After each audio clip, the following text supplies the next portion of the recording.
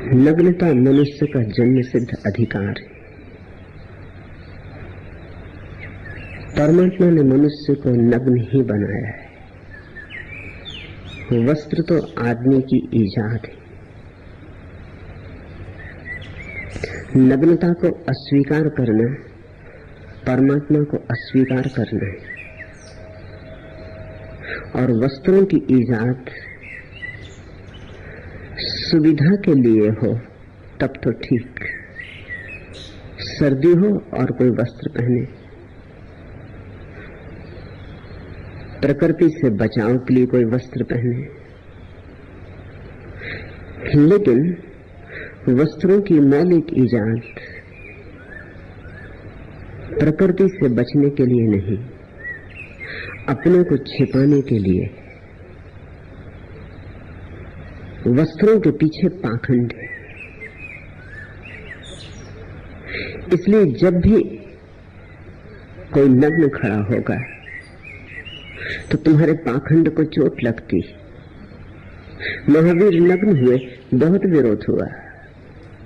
उससे भी ज्यादा विरोध हुआ जब लल्ला कश्मीर की फकीर स्त्री नग्न हुई। मगर ये इक्के दुक्के लोग थे, हमने किसी तरह सह लिया। मेरी दृष्टि में नग्नता सहज स्वाभाविक होनी चाहिए, और जब भी सुविधा हो व्यक्तियों को नग्न होने का नैसर्गिक अधिकार होना चाहिए। वस्त्र छिपाते और छिपाने में ही सारी पोर्नोग्राफी, छिपाने में ही अश्लीलता है। आदिवासियों में कोई अश्लीलता न मिलेगी क्योंकि वे नग्न हैं। जितना छिपाओगे उतनी अश्लीलता मिलेगी, क्योंकि जितना छिपाओगे उतना दूसरों के मन में कल्पना को जन्म मिलता है कि पता नहीं जो छिपाया गया है कितना रसपूर्ण होगा। छिपाने से रस पैदा होता है, विकृति पैदा होती। जिस चीज को भी हम छिपा लेते उसे देखने की आतुरता पैदा होती। बुर्का डालकर, घूंघट डालकर एक स्त्री रास्ते से निकलती, लोग झुक झुक के देखने लगते। वही स्त्री बिना बुर्का डाले निकलती, कोई उसके चेहरे पर ध्यान नहीं देता। स्त्री की तो छोड़ दो, तुम किसी पुरुष को बुर्का पहना के निकाल दो रास्ते से और लोग आतुर हो जाएंगे और पीछे चलने लगेंगे। हजार काम छोड़कर देखने की उत्सुकता पैदा हो जाएगी। बुर्के में राज जो छिपा है वह सहज ही जिज्ञासा पैदा करता है। कल्पना भी उसी से जन्मती है। तो थोड़ा छिपाओ और थोड़ा प्रकट रखो, ये अश्लीलता का सूत्र है। जरा सा प्रकट करो और जरा सा छिपाए रहो, तो जो प्रकट है वह छुपा है, उसके संबंध में जिज्ञासा को जन्माता रहेगा। आदिवासी नग्न रहते हैं, न स्त्रियों को चिंता है पुरुषों की, न पुरुषों को चिंता है स्त्रियों की। सारे पशु नग्न हैं, वृक्ष नग्न है, तुम्हें कोई अड़चन नहीं हो रही। मनुष्य को क्या हो गया है? ईसाइयों की कहानी कहती है कि जैसे ही अदम और ईव ने ज्ञान के वृक्ष का फल खाया, जो पहली बात उन्हें याद आई वो थी अपनी नग्नता। उन्होंने जल्दी से पत्ते उठाकर अपनी नग्नता ढांक ली। यह कहानी प्रीतिकर है, अर्थपूर्ण है। ज्ञान का फल खाया, जैसे ही अहंकार जगा, ज्ञान का फल अहंकार जगाता है। और इसलिए अदम और ईव को परमात्मा ने स्वर्ग के राज्य से बाहर निकाल दिया, क्योंकि उनमें अहंकार का जन्म हो चुका था। और जहां अहंकार का जन्म होता है वहां छिपावट, दुराव पैदा होता है। मैं समस्त दुराव का दुश्मन, मैं समस्त छिपाव का विरोधी हूं। मैं चाहता हूं कि तुम न केवल शारीरिक अर्थों में, मानसिक अर्थों में, आध्यात्मिक अर्थों में, सब तलों पर नग्न होने का सामर्थ्य जुटाओ। परमात्मा के सामने नग्न होना है सब तलों पर। तुम जैसे हो वैसे ही अपने को प्रकट करो। छिपाने से कुछ भी न होगा। फिर छिपाने के पीछे तुम बीमारियां देखते हो, रोग देखते हो। एक तरफ हम छिपाते, लेकिन जरा गौर से देखो कि जो हम छिपाते उसी को हम और उभार के दिखाना चाहते। स्त्रियां स्तन छिपाती, लेकिन छिपाती हैं या उभारती? स्तनों को उभारने के लिए कितने अंग वस्त्र ईजाद किए जाते हैं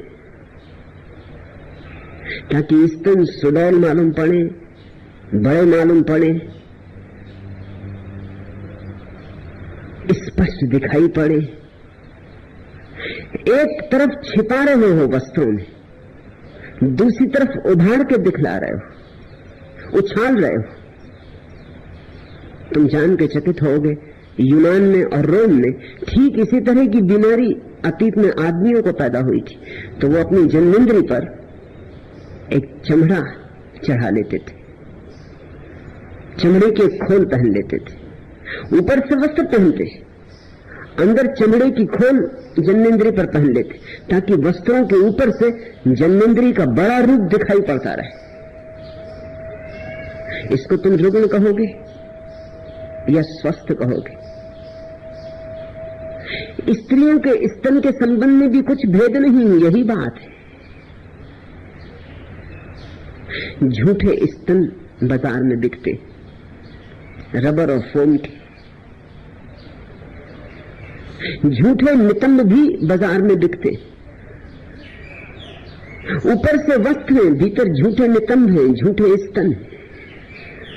एक तरफ छिपाने का खेल चल रहा है, दूसरी तरफ उछालने का खेल चल रहा है। कल मैंने अखबार में देखा, लोकसभा में स्त्रियों के अंग वस्त्रों पर कुछ चर्चा चली, तो मोहन धारिया ने कहा कि जिनको भी इस संबंध में ठीक से समझना हो वो श्री रजनीश आश्रम पूना जाए। मैं स्वागत करता हूं, लोकसभा के सारे मित्र यहां आए।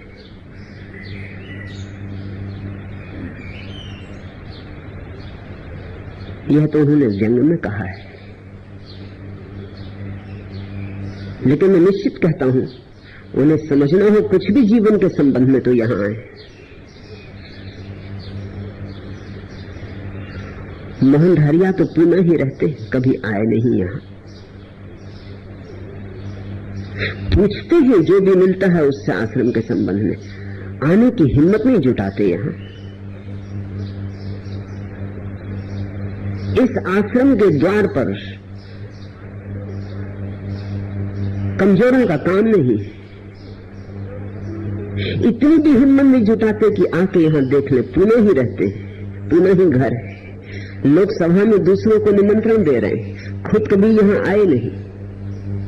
और ऐसा भी नहीं है कि पूछताछ नहीं करते, जो भी आश्रम से संबंधित उनसे संबंधित है, प्रत्येक से पूछताछ करते कि क्या वहां हो रहा है।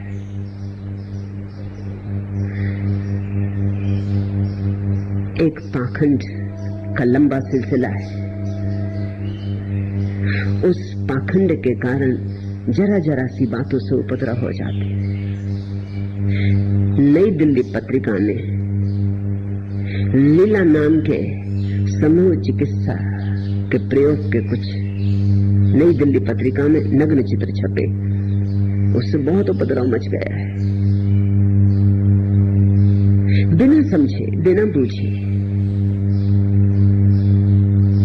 चित्र भी सब चुराए हुए, क्योंकि चित्र जिसने लिए थे, जिस जर्मन पत्रकार ने, वो अब सन्यासी है। स्टर्न के जर्मन पत्रकार सत्यानंद ने उन चित्रों को लिया था और जर्मनी की पत्रिका स्टर्न में बड़ी महत्वपूर्ण व्याख्या के साथ उन चित्रों को छापा था। व्याख्या तो छोड़ दी नई दिल्ली की पत्रिका ने, सिर्फ चित्र छाप दिए बिना किसी व्याख्या के, बिना समझाए कि ये क्या है और क्या हो रहा है। ये जालसाजी है। ये अनैतिक व्यवहार है, ये अशोभन अलोकतांत्रिक व्यवहार है, ये न्याययुक्त बात नहीं है। एक तो चित्र चुराए हैं, इस ट्रेंड से कोई आज्ञा नहीं ली, जो कि अंतर्राष्ट्रीय कानून का उल्लंघन है। फिर बिना व्याख्या के छाप दिए, जो कि अनीतिपूर्ण है। उनकी व्याख्या में ही उनका अर्थ छिपा है। सिर्फ चित्र को छाप देने से कुछ भी न होगा। चित्र को छाप के तो सिर्फ लोगों को भड़काने की चेष्टा की जाती, और इस देश में इतना गहन अज्ञान है, और इस देश में इतना गहन दमन है कि हर छोटी मोटी चीज लोगों को भड़का देती। पहली तो बात, मनुष्य ने वस्त्रों को ओढ़ ओढ़ के अपने को मिस्टिफाई कर लिया, खूब रहस्य में बना दिया। मैं उस रहस्य को तोड़ देना चाहता हूं। वह रहस्य पोर्नोग्राफी का जन्मदाता है, अश्लीलता का जन्मदाता है। जैसे ही कोई व्यक्ति नग्न हो जाता है, डीमिस्टिफाई हो जाता है, उसका रहस्य विलीन हो जाता है। तुम्हें खुद भी अनुभव होगा, इसलिए तुम्हें अपनी पत्नी में कोई रस नहीं रह जाता, अपने पति में कोई रस नहीं रह जाता, लेकिन पड़ोस की पत्नी में रस होता है। मुल्ला नसरुद्दीन एक दिन घर आया और उसने देखा उसका निकटतम मित्र उसकी पत्नी का आलिंगन कर रहा है। उसने एकदम सिर पीट लिया। मुल्ला ने सिर पीट लिया और कहा कि मैं हैरान हूं, तू ये क्यों कर रहा है? मुझे तो करना पड़ता है।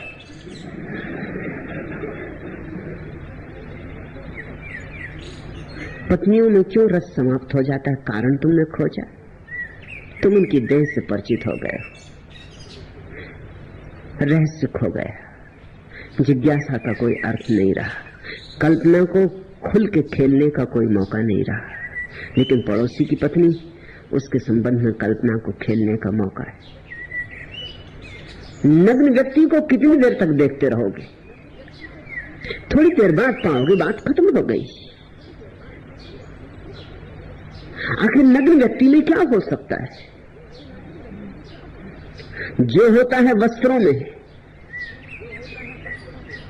वस्त्रों की छिपावट में सारी अश्लीलता का राज छिपा है। दुनिया से अश्लीलता न मिटेगी जब तक नग्नता मनुष्य का जन्म सिद्ध अधिकार स्वीकृत नहीं हो जाता। और फिर ये चित्र तो कोई सामूहिक स्थानों पर नहीं लिए गए, ये तो समूह चिकित्सा में बंद कमरों में हुए प्रयोगों के चित्र। इससे किसी को कोई प्रयोजन नहीं होना चाहिए।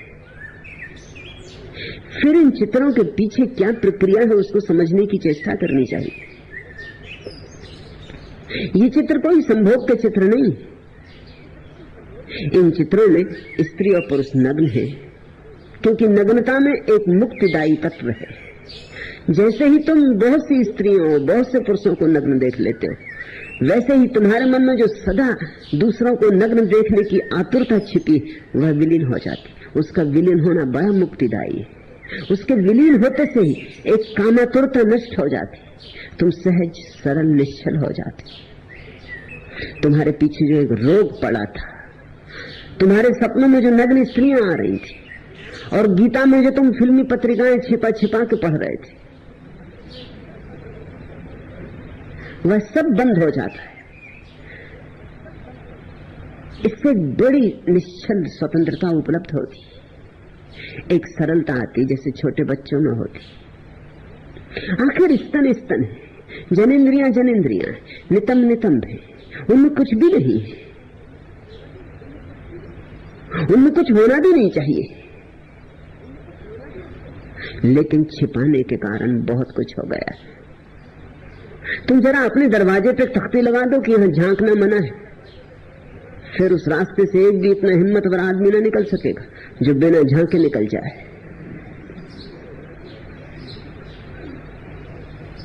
एक मेरे मित्र हैं, उनके मकान की दीवार के पास लोग पेशाब कर जाते थे। उन्होंने मुझसे कहा, मैंने कहा तुम्हें बड़ी तख्ती लगा दो कि यहाँ पेशाब करना सख्त मना है। उन्होंने तख्ती लगा दी। 5-7 दिन मेरे पास आए और बोले आपने और मुसीबत कर दी।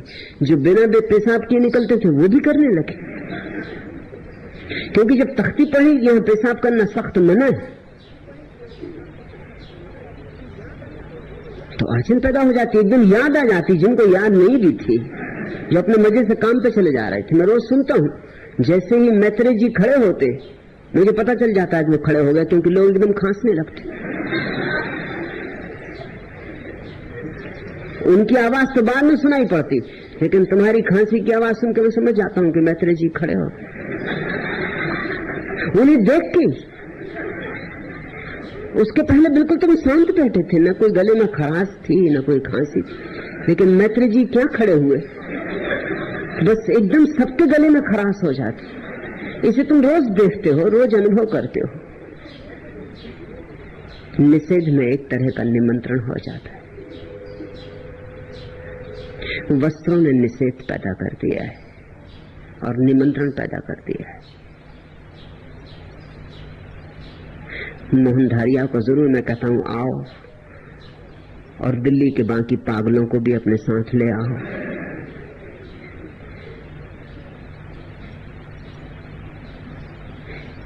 यहां पश्चिम से मेरी सन्यासिनियां हैं, वो किसी तरह का अंग वस्त्र नहीं पहनती। भारतीय स्त्रियों को अड़चन होती। मुझसे 1-2 भारतीय स्त्रियों ने कहा कि आप पश्चिमी सन्यासी स्त्रियों को क्यों नहीं कहते कि बॉडी पहने, अंगिया पहने। लेकिन बॉडी या अंगिया तो सिर्फ अंगों को उभारने के लिए पहनी जाती, वो तो जो स्तन ढल गए हैं, नहीं ढले हैं ऐसा दिखाने के लिए पहनी जाती। लेकिन भारतीय स्त्रियां सोचती हैं कि उसमें सील है, लाज है, संकोच है। उल्टी बात है। उन्होंने पश्चात मेरी सन्यासियों ने अंग वस्त्र छोड़ दिया है, क्योंकि उसमें लाज नहीं है, अश्लीलता है, उसमें निमंत्रण,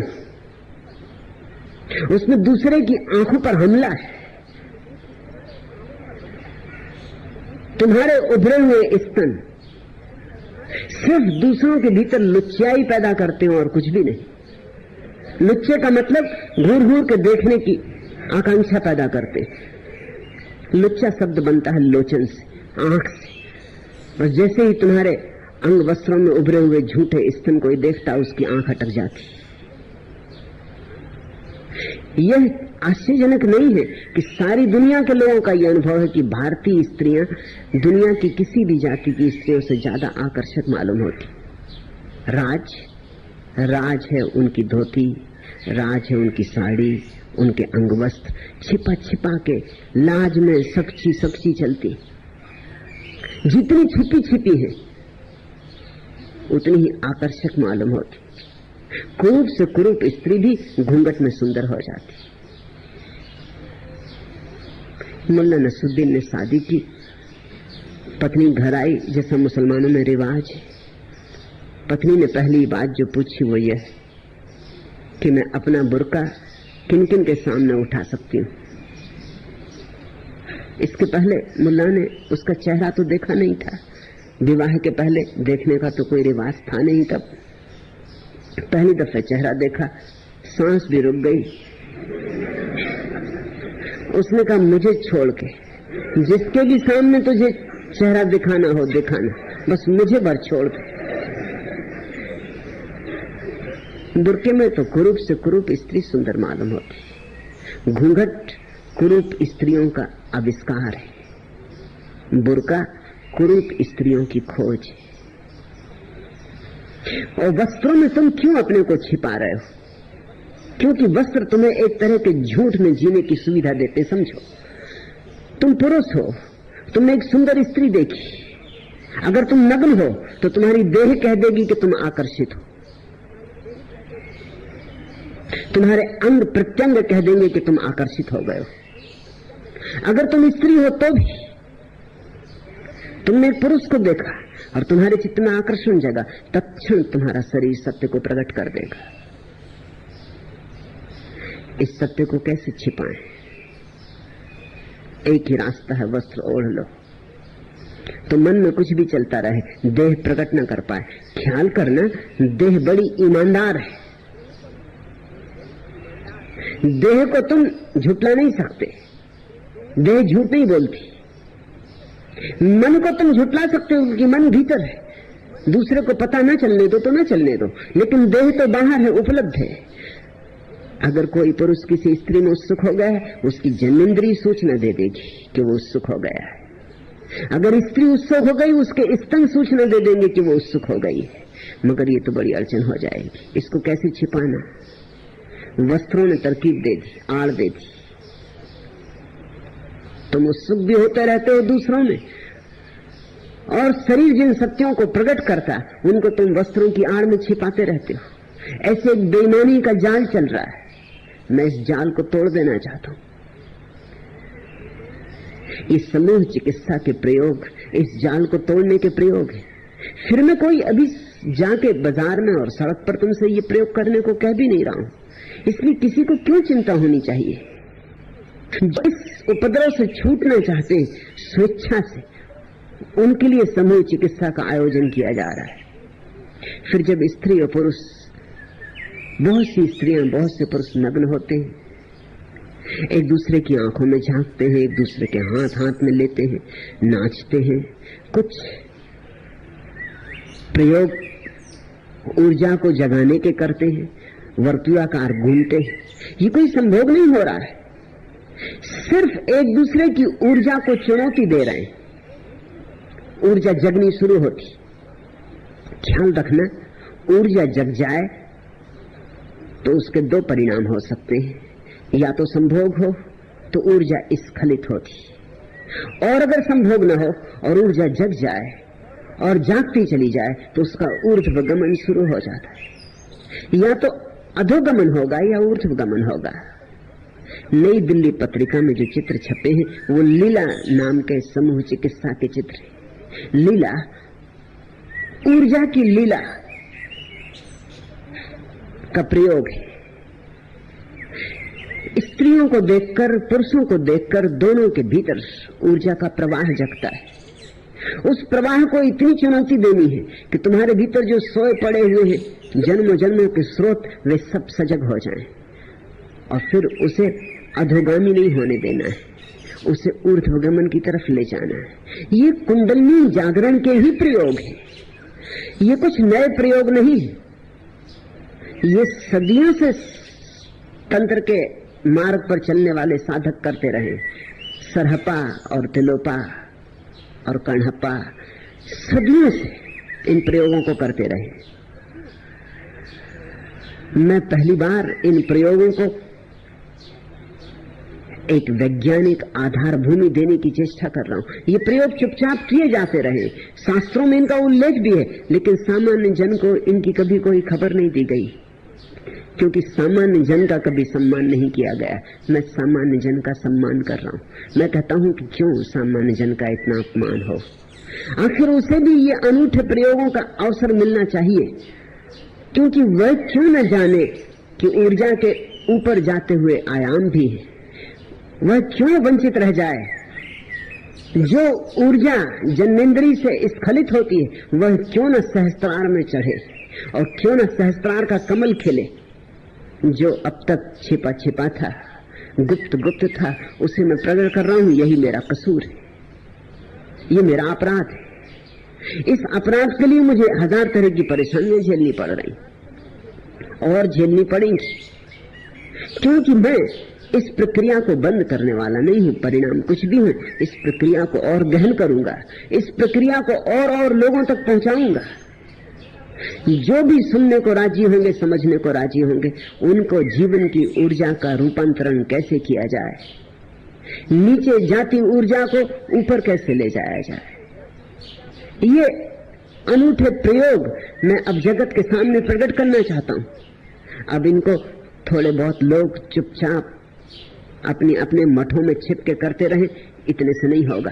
पूरी मनुष्य जाति काम वासना से तड़फ रही है, परेशान हो रही है, और औषधि हमारे पास हो और कुछ लोग इसका उपयोग करते रहे, यह ठीक नहीं। यह औषधि सर्वसुलभ होनी चाहिए, ये सबको मिल जानी चाहिए।